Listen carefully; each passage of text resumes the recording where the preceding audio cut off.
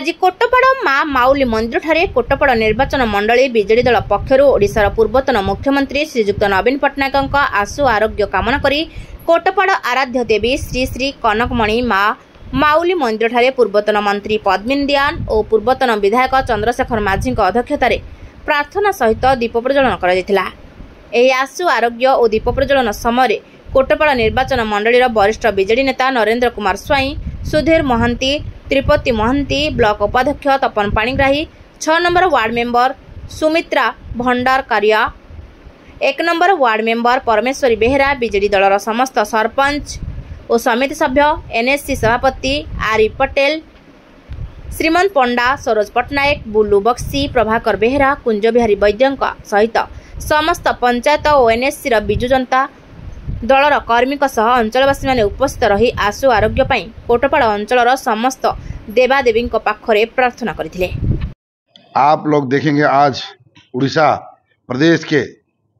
पूर्व मुख्यमंत्री और हमारे पार्टी के अध्यक्ष श्री माननीय नवीन पटनायक जी का तबीयत थोड़ा बिगड़ चुका था, उसलिए 4.5 करोड़ उड़ीसा वासी जो उनके लिए माता शीतला के मंदिर में आकर इस प्रांगण में उनके चौखट पे आज जो है पूजा अर्चना करके उनकी लंबे जीवन के लिए कामना किए, मंगलमय हो उनके जीवन। एवं आपको मैं बताना चाहूँगा, बड़े बुजुर्ग कह गए हैं कि दवा के साथ दुआ की भी जरूरत है, इसीलिए मैं माँ शीतला माँ से हाथ जोड़कर प्रेयर करता हूँ कि उनका तबीयत माँ से कि जल्द से जल्द वो स्वस्थ होके 4.5 करोड़ उड़ीसा वासियों की फिर से सेवा में लग जाए। धन्यवाद। प्रथमे मो सत्य खबर और ज्योति प्रभा को समस्त दर्शक को विजु जनता दल तरफ स्वागत करुच्ची। आपण मैंने जानी आमर सर्वमान्य नेता पूर्वतन मुख्यमंत्री श्रीजुक्त नवीन पट्टनायक देह असुस्थ कारण आज सकाल ठारू समस्त विजु जनता दल सारा ओडिशा रे समस्त कर्मी बर्तमान आशु आरोग्य समस्त कामना करुच्छू।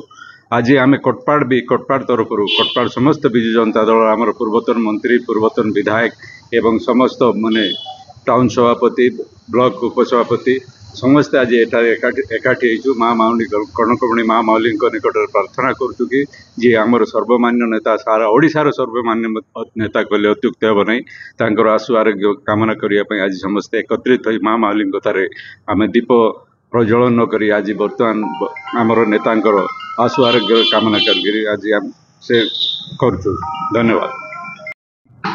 आज सारा ओडिशा नु बाहर जो आमर ओडिया लोक रही आमर पूर्वतन विजु जनता दल सभापति पूर्वतन मुख्यमंत्री जो नवीन पट्टनायक आशु आरोग्य करने आज सारा ओडिशा रे प्रत्येक पूजा प्रत्येक देवपीठ पूजा अर्चना दीप प्रज्वलन कर आज कोटपाड़ एनएससी कोटपाड़ विजु जनता दलर समस्त पद पदवी भाई माने एवं अन्य जनसाधारण समस्ते प्रार्थना करुँच। आम आज ठाकुराणी माँ ठाकुराणी प्रार्थना कर स्वास्थ्य जमी चंचल आशु आरोग्य कामना करने